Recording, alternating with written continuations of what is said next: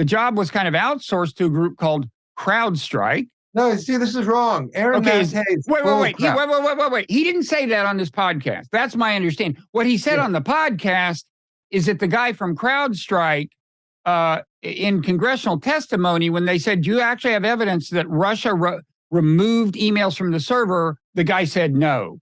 But are you telling me that the FBI actually did the hands-on investigation? Yes, this is what Robert Mueller did.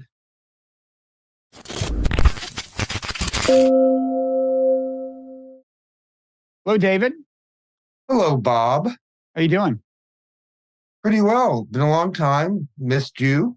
It's been a while. Oh, it's so nice of you to say that, David. I've missed you. You were one of the original, this platform long ago when it launched in 2005.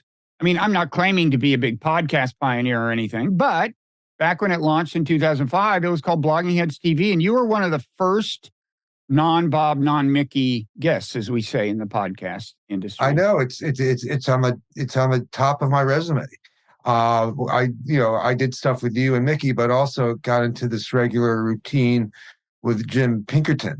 That's right. And I enjoyed it a lot. The couple of dozen viewers we had seemed to enjoy it a lot. David, now, whoa. One distinction that you and Jim Pinkerton had is when we were for a time featured, we were in New York Times feature. Yes, featured on the homepage of the New York Times, and you were our debut dialogue. I humbly allowed you to take the honors, having set up that pedestal for you. And what do I get for it? I will say that the thing about Bloggingheads that I loved having good conversations with you, Mickey, and Jim back in the day, in the pre-Trump days, particularly, when you could have actually reasonable disagreements with people on the other side of the ideological divide. But when I would run into people who had watched Bloggingheads TV, they were, I don't want to quite say cultists, but they were real fans. These were the type of people who would sit down and listen, watch for an hour a conversation that would go deep into politics, into policy. And they relished these conversations that you had started, that you had, and others had who participated in Bloggingheads. And it was really quite rewarding for those of us who live very much in a soundbite culture to be able to have those engagements, and then to see there was, whatever the size, there was indeed an audience for it. And yes, I was quite proud and pleased, and so was my mom when I appeared on the New York Times, website with Bloggingheads TV. Yeah. No, it was an oasis of civil debate, with the possible exception of your conversation with Byron York, which we won't go into. But that was, in retrospect, a harbinger of polarization to come, I would say. That I'd forgotten that one, but now, I'll bet you have. I'll bet Byron has too. We all repress our painful memories. So listen, this is, I think, going to be the first podcast ever devoted to Russiagate and Buddhism. And the way it came about is this. I think, if I recall, I on Twitter identified myself as a Russiagate skeptic, as I'm inclined to do. And you, I don't know, probably mildly chastised me or something. And then we got into a DM conversation, and it became evident that you had actually read my book, Why Buddhism is True. And although you didn't quite put it this way, I think, you're holding up my book. Oh, we're going to have to hold up your book in a second. Thank you. God bless you.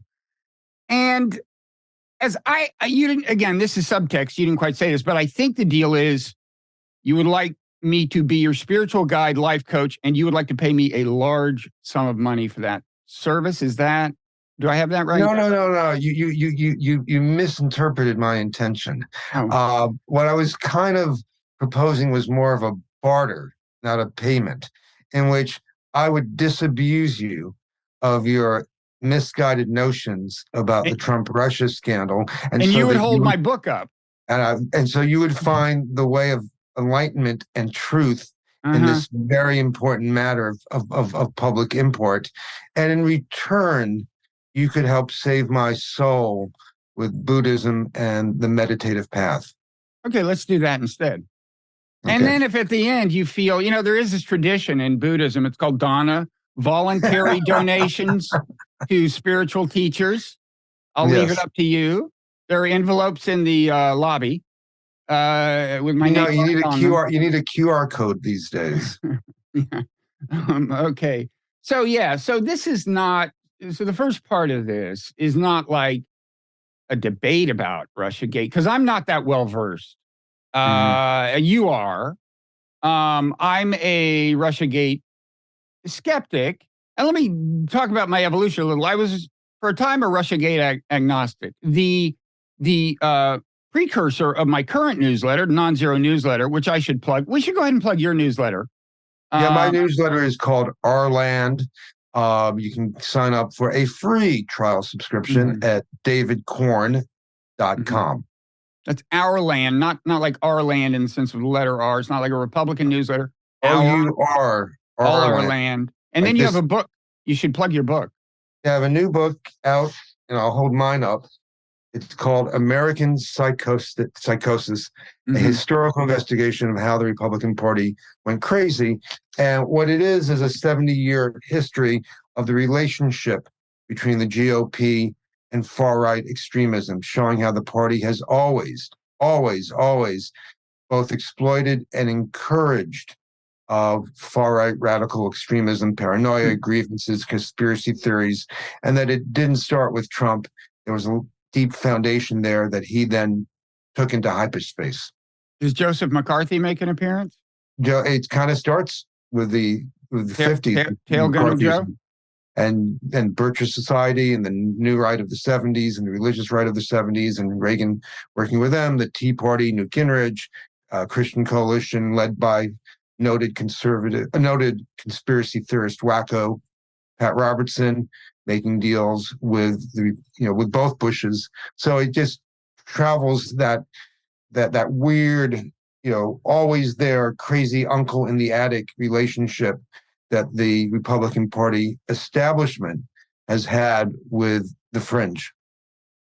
Yeah, I mean, I'm sure that the Republicans have their side of the story, and the accusations they could level at Democrats for contributing to the mess we're in. But I got to say, as somebody left of center myself, I have been more aware of. I remember the Newt Gingrich era is so vivid. I mean, he was a little bit of a pioneer. I mean, maybe the whole thing started before that in your view, but I got to say, at that point, I do think he was outdoing any Democratic counterparts on the dishonesty front. I mean, that said, until I'm sure there are a lot of Democrats I'm not proud of in the history of our party. The point of the book is that there has been an asymmetry. There is nobody who has in high Democratic positions who have had the relationship with radicalism and who advanced conspiracy theories and exploited them and coaxed them along as much as there have been on the Republican side, from Barry Goldwater and the John Birch Society to Newt Gingrich and the militias to the Tea Party and Sarah Palin to Trump and QAnon. There's just no equivalent political dynamic on the Democratic side, whatever you want to say about the Democrats and liberals. Yeah, it has seemed that way to be. Again, the Republicans there are a lot of Democrats I'm not proud of who have not contributed to enlightenment, I would say, but that's it seemed a little asymmetrical to me. Maybe it's just that the Democrats use different tricks that they should be ashamed of than the Republican tricks. But I share your initial perception that there's been an asymmetry. Anyway, the book, everyone should read the book. So my deal on Russiagate was, now back, the precursor of the Nonzero newsletter, and this is called the Nonzero podcast, by the way, was called Mindful Resistance. It was my first newsletter. And the idea was, it was right after that Buddhism book came out.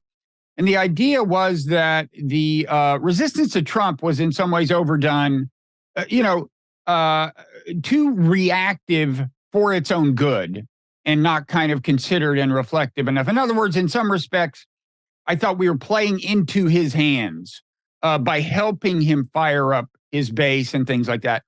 I don't want to get into that deeply, but I will say that the position I took in the newsletter was, and look, I was hoping that they would find the smoking gun because I considered him a threat to the republic. And I think subsequent events, including January, his behavior since the last election up to and including January 6th, bear me out.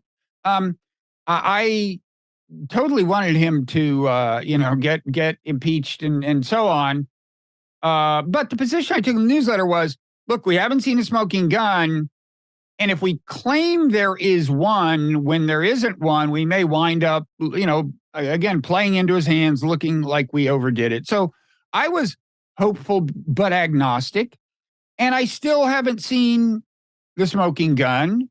And you're going to, I guess, try to persuade me that I should, in some sense, rethink. Yes. The context for this, by the way, our most recent interaction on this was this Jeff Girth piece in Columbia Journalism Review. You had written a reaction to it. And I want to quote from your reaction because it seems to me you're kind of moving the goalposts a little. You're making more modest claims about what Russiagate is than were at least at one point made for it. But so that's the argument I'm going to make. Again, I'm not super well versed in this stuff, so you will win on points, I'm sure, if we, But anyway, is there anything you want to say before we dispose of this subject and get to my being your spiritual leader? Well, if you want to start with a quote from my piece, where I'm happy to do that, I will just preface, and I'll get back to explain this, that when you say there's no smoking gun, it depends what you're looking for in terms of a smoking gun. Mm-hmm. I believe there are many smoking guns, and I will explain how the narrative has been defined in a way to minimize and to, in some ways, disappear the smoke that is there. So, but you can start with the with the passage that you wanted to introduce. Okay, so it's basically, Girth wrote this long piece about the failings of mainstream media in covering Russiagate, especially the New York Times, where he was for a long time an investigative reporter. And, he basically said they kept jumping the gun and saying they had more on Trump than they did, and not doing a good job of like interviewing all parties, both sides, and so on. And in one case, at least, the FBI, people in the FBI were saying, where's the New York Times getting this shit? This is just not the case, as I understand it. There was a New York Times piece that somebody in the FBI like marked up and said, like, this isn't true. This isn't true. This. Mm-hmm. So, you don't have to defend the New York Times. You don't work there. But that was a big part of his indictment. And you conceded that he really, he made a certain number of valid points in his media criticism, and then you write the following: yet the focus on collusion and the Steele material, meaning the Steele dossier, has been a purposeful distraction meant to obscure the basics of the scandal. Vladimir Putin attacked the 2016 election in part to help Trump win, and Trump and his aides aided and abetted this assault on American democracy by denying such an attack was happening. Trump provided cover for foreign adversaries subverting the U.S. election. Throughout the thousands and thousands of words Girth generates, he downplays or ignores these fundamentals and how the media in 2016 covered them, which you add was shoddily, in parentheses. Instead, he zeroes in on the reporting related to collusion and Steele. In doing so, he offers an examination predicated on a skewed view of reality. Now, I didn't go back and review your whole Russiagate oeuvre, so I don't know to what extent you were or were not emphasizing collusion. But I want to say, I pretty clearly remember that was a central thrust of the indictment article. This guy, Luke Harding, wrote a whole book called Collusion. Right. And I specifically remember this moment when he was being interviewed on Fresh Air. And he said, I don't remember what had preceded this, but he cited some evidence and he said, if that's not collusion, I don't know what is. And I thought, are you on drugs? That's like pointing at a cat and saying, if that's not a dog, I don't know what it is. he had absolutely not established collusion in whatever it was he had said. And then he just called it collusion. I see where you're coming from. So let me try to break it down here in simple, digestible, bite-sized pieces. Terms I can understand? Well, for everybody. That simple? Okay. So I'll come back to collusion in a second. Okay. I'm not skipping out on this. I don't want anyone to think that I'm pulling away from that. I'll come back to that in a second. Let's talk about what we know and what we saw with our own eyes at the time. Okay, we know that Russia attacked the election to help Trump win. Well, we should drill down on that later, but on what they definitely did things that but I mean, how great they were is another question. But who says that? The intelligence community assessed that in its early 2017 report. Robert Mueller said the same thing in his report that came out in 2019. And in what is the most significant and most comprehensive government account of what happened with Russia 2016 election, the Senate Intelligence Committee report produced in August 2020, when the committee was led by Marco Rubio, noted Republican. This is a fully bipartisan report signed off on by the Republican and Democratic members of the committee, said the same thing, that Russia attacked the election in 2016, in part to sow discord, but also in part to help Donald Trump win. Okay, so we all know that happened. We know that the Russians broke into the DNC server and they released 22,000 or so documents and emails right before Hillary Clinton's convention in July of 2016. Okay. Now, I should just add, some questions have been raised about how thoroughly nailed down that part is, but go ahead. Yeah, those questions have been basically smothered. I mean, there were some people who've raised that question, but all three of the reports I cited, Robert Mueller has had indictments against the people who actually did the break-in, and noted cyber experts. The only people who have raised questions, The Nation magazine raised questions about this in a piece that has been totally, thoroughly debunked and based on conspiracy theorists. So I don't think there's really much. What piece is that? It was a piece based on the veteran intelligence professionals. It was a piece The Nation basically, if you read the editor's note attached to it, has quasi-retracted. They can't quite do it, but they've quasi-retracted. Is that by Aaron Mate? No, but his reporting is associated with some of this. Okay. But nevertheless, I'm telling you, we can get into that. That's going even deeper into the weeds. Well, let me just say let me finish my point. Okay, let me finish my point. So they did that with the convention, and then in October of 2016, after breaking into John Podesta's email through WikiLeaks, this Russian operation every day for the last month, practically every day for the last month of the campaign, released a new little scooplet that dominated the news cycle in the campaign coverage. And it was always negative about Hillary. And this started coming out the day that the Access Hollywood tape came out. So all these reports have pointed to these hack and leak operations as being Russian operations designed to help Trump and hurt Hillary. There's a whole separate issue of the social media work that the Internet Research Agency did, which was to create trouble, mostly to help Trump. There are debates about how much influence it may or may not have had. We can put all that aside because it's really, at the end of the day, it's the Podesta hack and leaks that had, I think, the most impact on the campaign. I agree with that.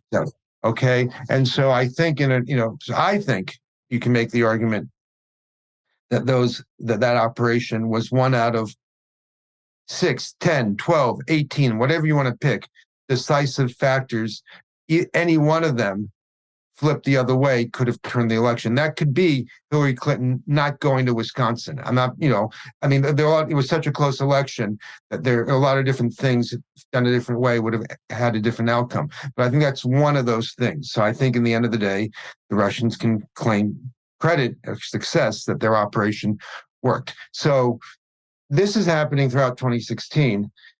While this is going on, while America is being attacked through information warfare by a foreign adversary to screw up one of the most foundational aspects of our society, a free and fair election, Donald Trump and his minions ran interference for this. And the metaphor I've used in the past is, okay, there's a bank being robbed. Someone is standing in front of the bank.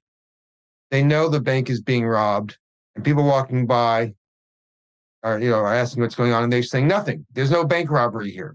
Now, they may not have planned the bank robbery.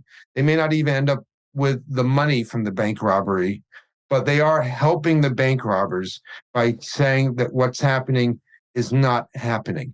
Now, you ask, how did they know this? Well, to begin with, there was plenty of public attribution throughout the 2016 campaign. You mean, how did they know what? How did the Trump people know? How did they know the bank was being robbed? How did they know that the Russians were doing this? Okay. There was plenty of public attribution. Now, they, would claim, well, we didn't believe that or whatever. But this is the crucial point. In early June of 2016, before the DNC hack was revealed, before the information was released at the start of the convention, before obviously the October 2016 hack and leak operation. In 2016, the Trump campaign gets a message. The Kremlin wants to help you. It is sending a secret emissary with dirt on Hillary Clinton. Will you meet with her? This was an emissary who was also tied to Russian intelligence.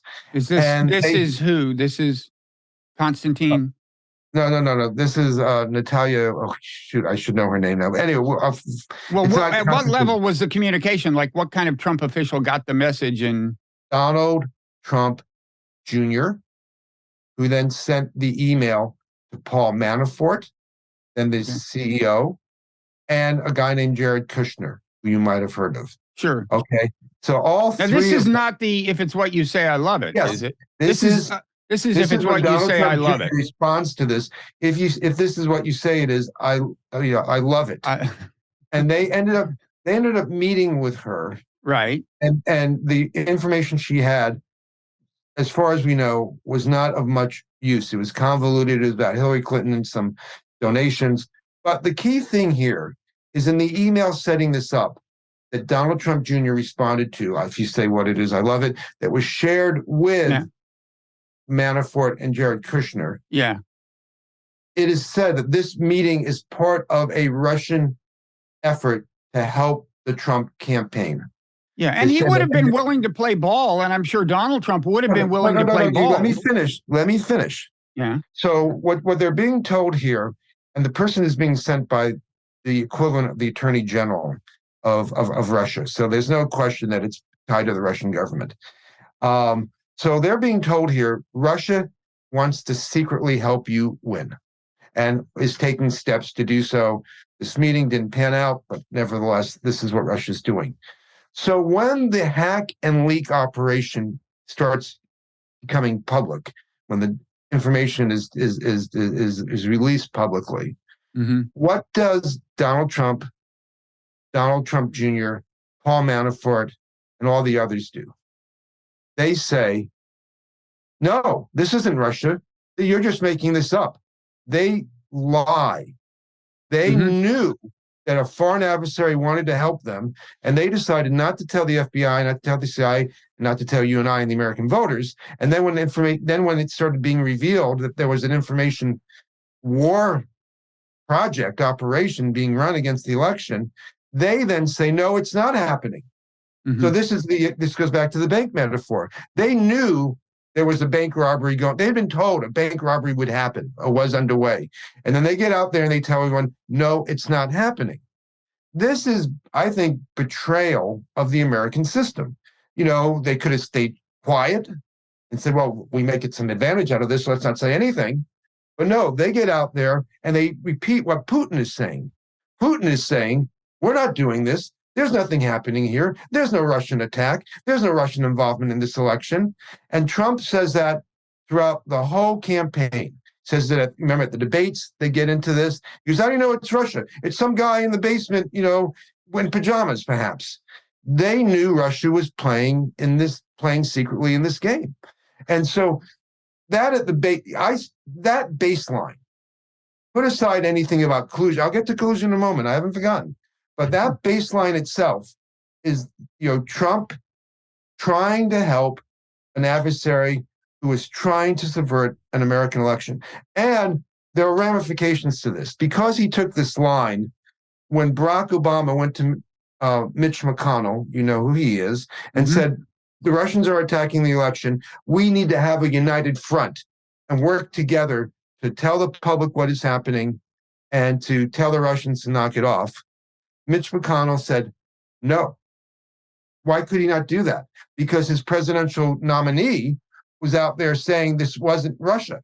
So he could not get out there and say it without creating, a rift in the party weeks before the general election.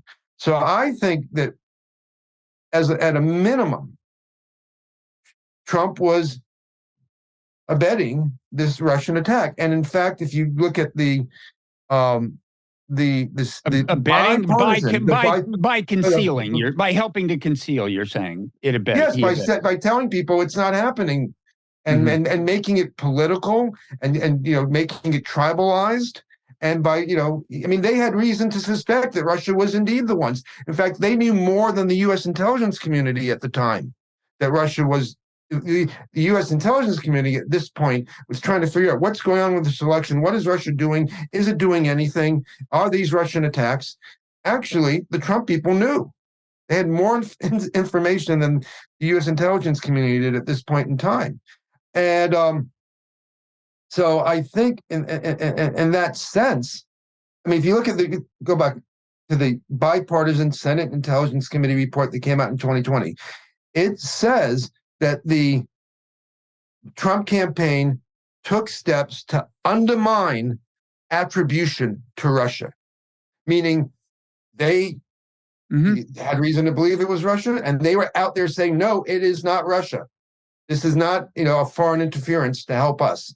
And I think that's a damning indictment right then and there, that they basically were in league. And they sent this, by having that meeting with the emissary, they sent the signal to Russia, yeah, we're with you. Go ahead, do this. We're not going to rat you out. We're not going to say, no, this is an American election, stay out of this. There were a lot of other things going on at the same time. Trump had been trying to build this Trump Tower in Russia that would land him hundreds of millions of dollars, telling the public that he had no dealings with Russia and keeping it secret throughout the campaign. And while he had, and up until around the time he had this meeting, his aides had this meeting with the Russian emissary, he was covering up a lot of things regarding Russia. So I think that, I think this is Benedict Arnold type of stuff. Okay. Here and there. Okay. Now, I can move to collusion in a second. Let me. I have some things. I'll just say, I have always said that, and it's not a moving of goalposts. You haven't gone back and read everything I've written. I don't expect you to, but I've never been out there and have said it's collusion, collusion, collusion. I think what Trump did was he knew what he had done, and he craftily said there's no collusion because he knew there was no direct collusion between him and Russia. He knew that. He didn't talk to them about what to do and what to leak and what to attack in a cyber way. So when he set the bar at this collusion level, and I think, unfortunately, a lot of his opponents, and a lot of people in the media kind of saw that as the narrative. That was the hit or miss target. That's what Mueller was going to do or not, prove or not prove. And it worked to Trump's benefit because the real, it was sort of like, instead of like, what's a good example here? Okay, he said, so instead of saying, I did not steal $1 billion, he only stole 10 million. He made a bigger crime. Okay. Okay, can I say a couple things? First of all, I want to away from the others, from the smaller crime. Okay, so first of all, I want to, because I brought up this DNC hack thing, I want to go ahead and tie a bow on that and finish that off. First of all, I agree that was the most consequential thing in all of this. The mainstream media, which at that point, whatever their sympathies may have been, and I'm sure most of the reporters at the Washington Post and New York Times wanted Hillary to win. The fact is they were assuming she was going to win. Right. So they kind of felt free to, this is my interpretation, but they ran with the DNC stuff and ran a lot of pieces that were embarrassing to her, including some that didn't have much in the way of a foundation, that were just like vague innuendo and stuff. So that absolutely hurt her. Now the question of whether the Russians did it, I don't know. I will say, one piece of I thought I should do a little preparation for this conversation. I thought, should I go actually read that 20,000 words of Jeff Gerth? No. However, I will listen to a podcast conversation featuring him. And it was with him and Aaron Mate while I took a walk. And Aaron brought up the point that I think it's a case that it wasn't, first of all, it was not a government investigative agency. It wasn't the FBI or anything that ever actually examined the evidence and concluded that Russians had hacked the computer. The job was kind of outsourced to a group called CrowdStrike. No, see, this is wrong. Aaron Mate. Wait. He didn't say that on this podcast. That's my understanding. What he said on the podcast is that the guy from CrowdStrike, in congressional testimony, when they said, do you actually have evidence that Russia removed emails from the server? The guy said no. But are you telling me that the FBI actually did the hands-on investigation? Yes, this is what Robert Mueller did. Well, it's in his report, but did FBI guys do the... Yes, they got mirror images of the DNC servers. They indicted 24 members of the Russian hacking team for breaking into these servers. There is no Okay.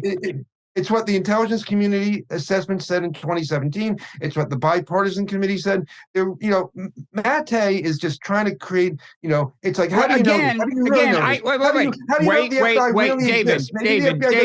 David, I have to be clear. I did not hear him say what I just said. Okay. Well, what he said was that this guy in his congressional testimony conceded they didn't have evidence that the Russians took the emails. There were notable CrowdStrike and others, looked at all sorts of evidence when it first came out that there was a hack, and they assessed it was the Russians. The FBI and government agencies, have investigated at that point and on, and they have confirmed this. In October 7th, 2016, the intelligence community put out an assessment. This was the same day that the Access Hollywood story came out and kind of got, blown off by that Russians were responsible for that hack. I mean, and these are agencies that did do the investigative work. So they had as direct access to the evidence as CrowdStrike had. I think they had more access. I don't know if they had the forensic cyber experts of the FBI and others got, because this is what Trump has said forever. They never got the servers. The servers went to Ukraine, which is crap. No, they got mirror images of the server for their investigations. And Mueller is quite clear. Mueller's investigation is conducted by FBI agents. That it was Russia that did this. Only dead enders at this point, try to cherry pick a point here or a point there to raise an issue about this. But again, FBI, CIA, NSA, Senate Republicans and Democrats, and private intelligence services and independent private cyber services and independent cyber operatives and experts have all reached this consensus. Okay. And, through forensic evidence and even, you have, Prigozhin, who ran the IRA, which is different than the hack leak, is out there in the last year or two saying, yeah, we did this. He's the Wagner guy? The Wagner guy. He ran the IRA, the Investigative Research Agency in St. Petersburg, which did the online stuff. Which is, I think, is of questionable impact in my view. But I'm saying, there's no real, there's no real debate here whether or not it was Russia that did this. Because then what did you have? You had Julian Assange, and you had others saying it was Seth Rich, which is a libel on a guy who was killed, tragically, on the streets of Washington in what seems to be a botched robbery attempt. They've tried to pin it on him, which is what the Russians try to do too. Mike Lizakov, my co-author of Russian Roulette, had a good story about how Russian intelligence tried to spread the Seth Rich story. So they're out there with pushing disinformation on this. So that's why it's hard to have an honest debate. Okay. Because there really is no debate. We've definitely reached and exceeded my own knowledge about the DNC hack, but let me on your broader argument, let me say, so you're saying the Russians were significantly interfering with the election. You would cite the DNC hack. They were also doing some of this online stuff. I'm not sure how impactful that was, but they were doing some. And that the Trump administration had good reason to strongly suspect that this was indeed going on. They had evidence that at the time others didn't have, including this approach to Donald Trump Jr. Now, let me say, in a way, parenthetically, on the approach to Donald Trump Jr., although I suspect this parentheses may lead us off on another discussion, but my sense was that one interpretation of that, apparently the meeting they had at Trump Tower wasn't very satisfying from the point of view of people on the Trump side who would have loved for them to to play ball. And my take, just tell me if you think this is plausible, is that this woman who had arranged the meeting, I mean, it's true that the Attorney General of Russia was kind of involved, but it seems like she had some agenda she wanted to push on Capitol Hill. She wanted to get them involved in her lobbying for something or other. And I kind of thought, let me just finish. I got the impression that she had maybe enlisted the help of this Attorney General guy who was her friend so she could go push her agenda on these guys, and actually wasn't fundamentally interested herself in helping Trump win the election. But what? Well, to begin with, what happened at the meeting, we only know from people's accounts. We don't have any. There's no tape recording. There's no memo that was. We know that Jared left after some amount of time. We know that he said he left. Oh. Okay, at some point in time. To me, the importance of the meeting is not what happened; it's what they were told in setting up the meeting. Right, I get that. Okay, and so whatever happened at the meeting, okay, so they were disappointed. It didn't work out. But then and this meeting is all before any evidence of a Russian attack on the election is occurring. When there is then evidence of a Russian attack on the election, they are out there saying there is no Russian attack. There's nothing happening. They had no basis for saying this because they had no facts other than what they knew about this meeting. So they're out there throwing up dust and trying to distract and trying to deflect, when I would say that I think they had an understanding that there was, and we left out a very important piece, which I'm now going to introduce to the jigsaw puzzle here. And it's going to overlap with collusion. I promised you I would not, get away from collusion, though I don't think that's necessary to damn and indict Donald Trump, at least indict in a philosophical manner here. And that is Paul Manafort. He was meeting throughout the campaign with a guy named Konstantin Kilimnik. Right. Kilimnik, of Ukrainian and Russian origins, had been a business partner of his, or a business associate, when Manafort was working in Ukraine years earlier, doing political consulting work and making a shitload of money.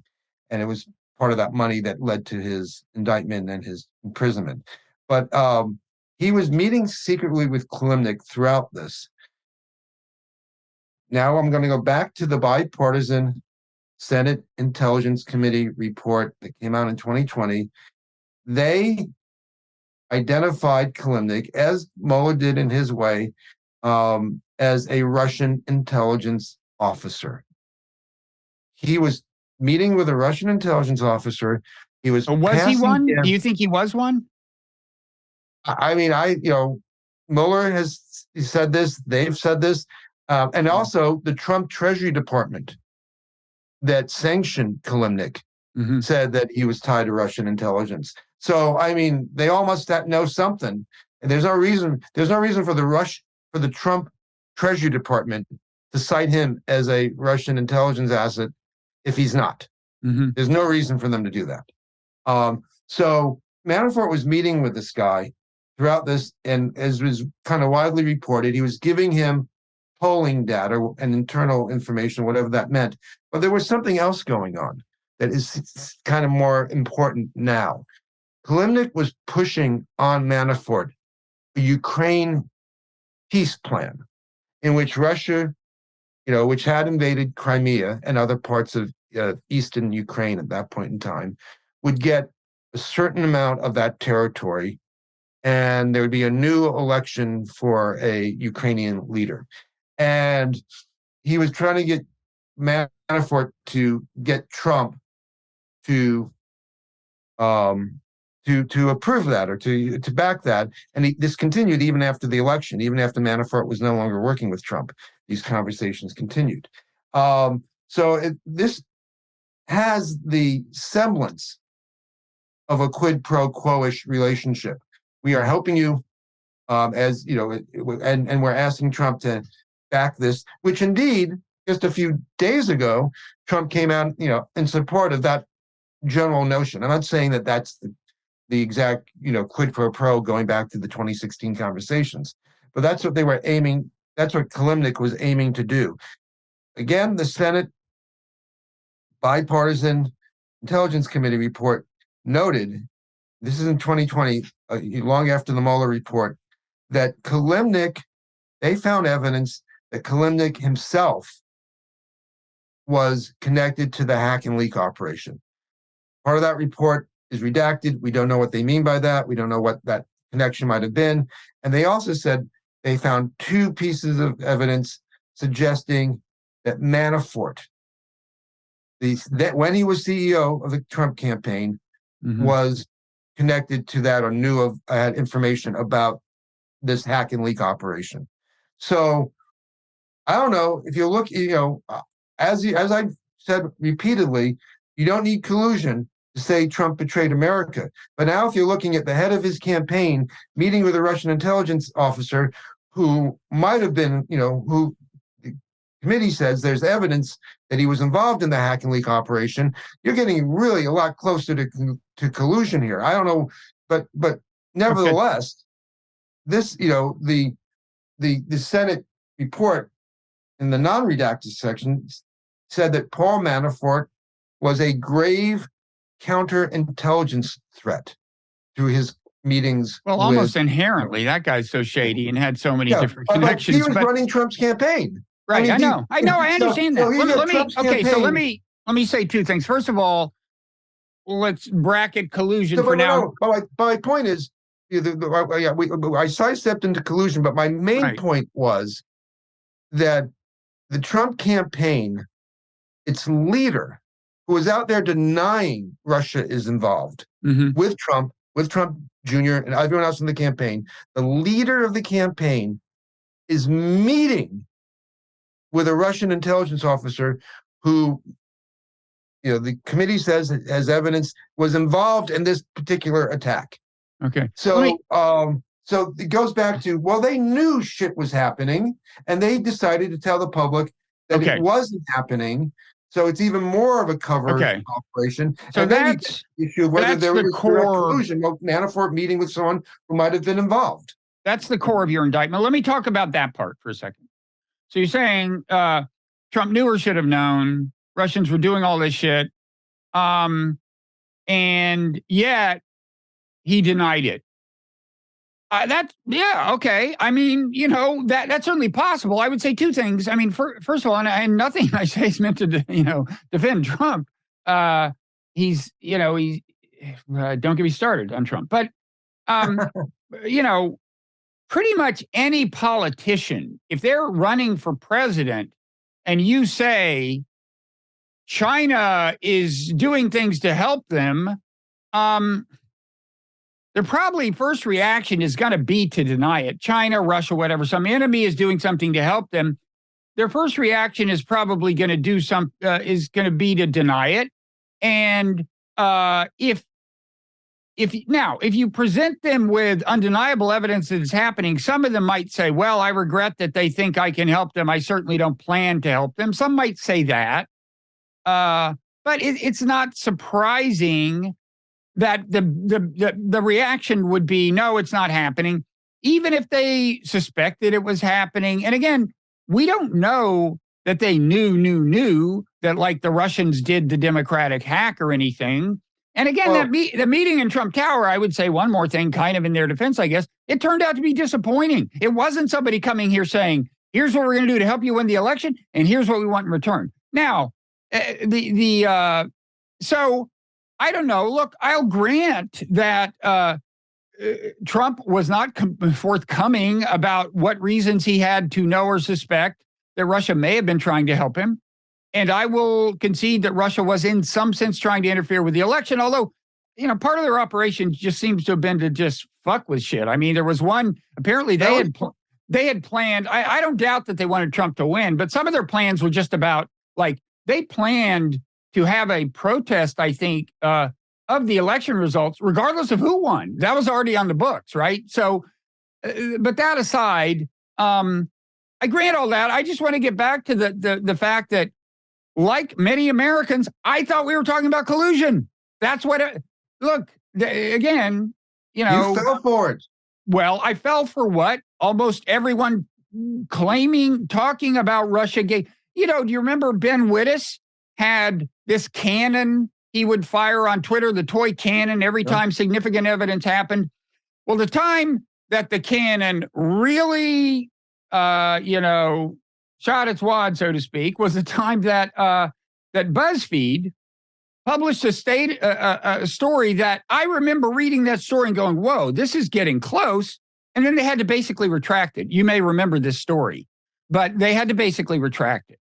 And Bob, given your penchant for exploring metaphysical matters in the world, there are two levels here. There's a level of truth and what happened and a sober evaluation of that. Then there's the level of what happened in the media and what people think happened and what, and how things get played about in terms of argumentation. Yeah. And so the core of my argument is that the reality is plain. There was an attack, and Trump helped that attack. And helped it by denying it was happening. Yes. And maybe, and we don't know. We don't know how much he knew about what was actually happening. Well, we know that, we know that his upper echelon were informed that Russian wanted to was aiming to be involved. Mm-hmm. And so getting out there and saying it's not Russia when you have no basis for saying it. Now, your argument a moment ago was you could get out there and say, we don't know what's happening, but I can guarantee you that I'm not a stooge for Russia. And I ask all parties to stay out of the election, and anyone has any information to come forward. That is the honest, honorable thing to do, in which you don't have to lie. You just take, and even if you think it's happening, you can still be happy it's happening, but that's the honest thing to say.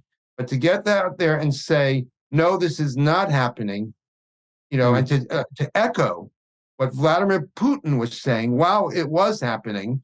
It gets back to the bank robber. If the bank robber saying, I'm not robbing the bank, and you say the bank robber's not robbing the bank, but the bank is being robbed, it's not as if you're saying, I don't care, or whatever happens with the bank robbery, I will still, support the FDIC.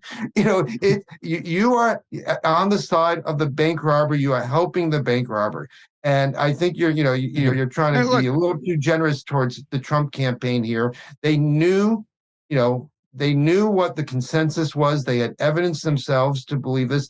Who knows exactly what Manafort knew, but he was meeting with the Russian intelligence agency. Trump knew that he had lied to the public about his dealings with Russia. He knew that he was actually, in some ways, in a blackmailable position. He was telling the public he had nothing to do with Russia. Michael Cohen had called Putin's office to try to get help on this deal. At any moment in time, Putin or Dmitry Peskov could have come out and said, I can tell you Trump is working with us. I got a phone call. I got emails. I got receipts. Wait, this is about the real estate deal in Moscow? That's what Cohen, yeah. No, look, so he knew he was lying to the public. He knew Russia knew that he was lying to the public. I mean, there's so much here. It wasn't just a matter of any normal politician would have sort of said the same thing. No, this was an extraordinary relationship, an extraordinary circumstance. Sure. And so other people went out there and expected it to be more collusive, if that's a word or not. If not, it should be. And I think in some ways, the Manafort connection with Klimnik still is somewhat interesting. But the reality here is, it's what Michael Isikoff and I, let me go get it. We wrote a whole book, Russian Roulette, #1 bestseller, in which we don't argue there was collusion. We argue there were interactions. We argue. But hasn't Michael backed off? Hasn't Michael backed off of some of this stuff? No, no, not at all. He's criticized media coverage. He's done what? He's been critical of the coverage of Michael Steele. Michael Steele. Sorry, Michael. Christopher Steele. But in the book itself, we write about how Steele, didn't believe, 50% of what he put. He was collecting unconfirmed tips, and that Steele himself did not, thought maybe there was a 50-50 chance that the P tape was correct. So he has been critical of some people in the media for overreaching and overstating the case for collusion. But we, in the book, don't make a case for collusion. We talk about the denial and how the effect that had, and the interactions that were clearly going on between the Trump campaign and various Russians, including Manafort and Klimnik. Although at the time we wrote the book, we didn't have as much information about that as has since come out. So I think Trump was one out there who kept saying collusion. There's no collusion, and everyone kind of followed along, and some of the media got caught in that trap. And you have a situation now where people like Matt Taibbi, Aaron Mate, and Glenn Greenwald get out there and say it was all a hoax. All the Russia stuff was a hoax, and that is a cover-up of what we've been discussing, what really truly happened. Because when they say that, they also are, diminishing or dismissing or denying that the Russian attack even happened. They don't even acknowledge that. Now, I know you try to set up a conversation between Glenn Greenwald and myself on this matter, and I've offered to all these guys, not Mate, because I don't take him seriously, but Andrew Sullivan was skeptical. Taibbi's been skeptical. Greenwald's been skeptical, denied that there was anything Russia. They just call it a hoax. I have said, read the Senate, report, and then let's have the Senate Intelligence Committee report, and then let's have a conversation about what we know and what we don't know. And to this day, none of them have taken me up on that. So they're calling all this a hoax. In and of itself, is a hoax. It denies denies what Russia did, and denies how Trump, help enable that. Okay, listen, my alarm's going off, and what that means is we've done about an hour. We had said, by prior arrangement, we're going to do about an hour, and then we're going to continue the conversation, but in a special place, in a place that's accessible to paid subscribers of the Nonzero newsletter. I actually want to talk about this a couple minutes more before we do that, before we adjourn. But I want to say that you, as the proprietor of a newsletter, now I'm sure sympathize with the fact that one does have to make a living. What we're doing more of this now of putting some of the conversation behind a paywall. We're still talking about as long as we ever did in the public domain, so to speak. So it's not like we're taking stuff away that was once publicly accessible, but we will continue this conversation a little, and of course get to a subject perhaps dearer to my heart, which is my book on Buddhism. And you will adopt me as your spiritual leader and life coach. So let me just quickly, by the way, you can go to Nonzero Substack and subscribe there. You can also on your podcast app, if you look at the show notes, there's a link to that. So you can go from your smartphone. One quick point, and then you can do a quick point, and then we can adjourn to the special place. On the collusion front. Now, first of all, I mean, I don't know whether these guys have used the word hoax or whether the various people you mentioned, I don't, they can speak for themselves. I don't know exactly what they've said. I will say, just to, Jeff Gerth, I remember reading him in the New York Times decades ago and thinking, this guy's a good investigative reporter. I wish he were a better writer. I don't mean he's not a bad writer. It's just that it wasn't always completely clear what the significance was. It wasn't crystallized as much up front as I would have liked. And that was true of this 20,000 word epic in Columbia Journalism Review. And one thing I took away from his appearance on Aaron Mate's podcast was he said something he didn't say in the whole 20,000 words, which is hard to believe. Yeah, well, I know he had plenty of time, but I think this is what somebody had said to him after reading it. They had said, so basically, in other words, there were two strands that the media covered. They covered Russian interference in the election, and they covered these various connections of Trump-related people to Russia. And first of all, they probably overstated the significance of both in some cases. But moreover, they sometimes said and often implied there was a link between these two narrative strands. And that's what they just never nailed down. And that's the collusion part. And so that's what, if Gerth had a chance to write a new lead paragraph, I think maybe that would be in there. But before we adjourn, and I'll give you a chance to respond briefly, I would just say about the collusion thing, look, there was plenty of opportunity. It could well have happened. I'm not denying that it happened. It could have happened. God knows, look, Manafort owed these guys money. Manafort would have been happy to say, hey, how about this? Instead of paying you back the money, you help us get elected, and then I'll do you favors once I have influence within the Trump administration. Manafort would do that in a heartbeat. He's completely, so far as I can tell, without scruple. I don't doubt that. I don't doubt that something like that could have happened. I will say, if you look at Trump's actual policies, he didn't actually do Russia many favors. It's interesting that the one time, he okayed the weapons going to Ukraine, and then the one time he froze that and held it up was so that it was in an attempt to use it as leverage to dig up dirt on Joe Biden, real or fabricated. Who knows whether he thinks the dirt is real or fabricated? But we know that story. It led to the impeachment hearing, and was it a hearing? Well, whatever happened, I get my impeachments mixed. It led to an impeachment. First impeachment. Yeah, and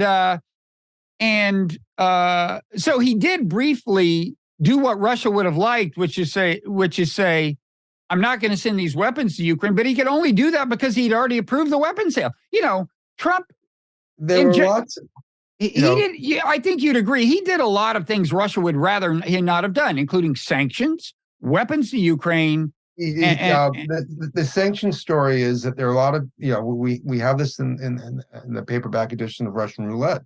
There were people at the State Department who wanted more forceful sanctions on Russia, and the White House intervened. And a lot of the stuff they were able to do, they often did by kind of doing an end run around Russia. You remember in May of 2017, Trump had Lavrov, the foreign minister of Russia, and Ambassador Sergei Kislyak in the Oval Office, and he was laughing it up with them. And he said he didn't care about what Russia had done in the 2016 election. I mean, and then of course at Helsinki, he's basically said he trusted, when Putin denied it, he trusted Putin more than he trusted his own intelligence community. That was created all brouhaha. I mean, I think it's pretty damn clear that whatever he did or didn't do, he was certainly better for Russia than Hillary Clinton would have been. And now we have Trump out there. Yeah, that's probably true. I would have been better for Russia than Hillary Clinton would have been, for sure. Talking about yielding territory to Russia after this horrific invasion. So Obama did that in effect, but Crimea. Russia made a calculation.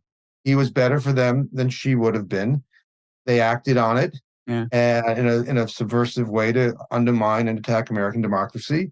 And he accepted the help and helped them, get away with it in a sense by claiming it wasn't happening. He exploited this foreign attack.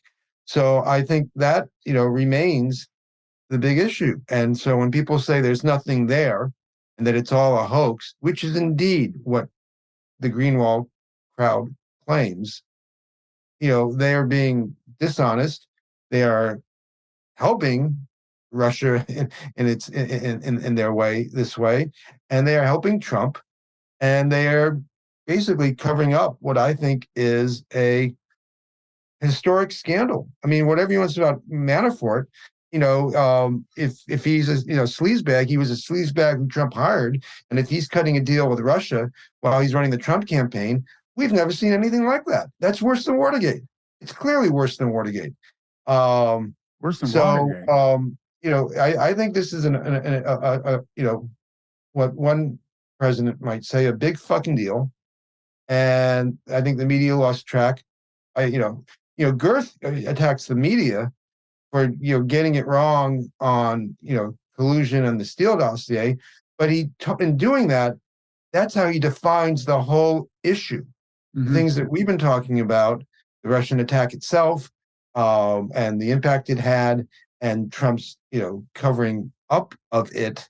He totally doesn't talk about it as a thing or as media coverage. So in the way, his whole piece ends up reaffirming or reinforcing the Trump narrative, which is that the Russian story is just about whether there was collusion and the lousy intelligence or information in the Steele dossier, and all that's a hoax. Hoax. The Russia hoax. So Girth accepts the Trumpian definition of what happened, and that I think is the greatest disservice of the piece. And people in Washington have long derided his writing abilities. He's also had trouble with his coverage of Wenholi and Whitewater and other things, which I think made him a particularly odd choice for the guy to dig into all this. But we can get into that on another podcast. Yes, and maybe we'll. Yeah, I doubt we'll get into that part in the special place we're about to go to. But we'll talk a little more about this. We'll talk about Buddhism and your meditation practice. I don't even know if you have one, but we'll find out. So everyone should subscribe to your newsletter, Our Land. They should subscribe to my newsletter, Nonzero. And if they are paid subscribers, they will see the rest of this conversation, but thanks to everybody else who's listened this far. And we'll see you next time.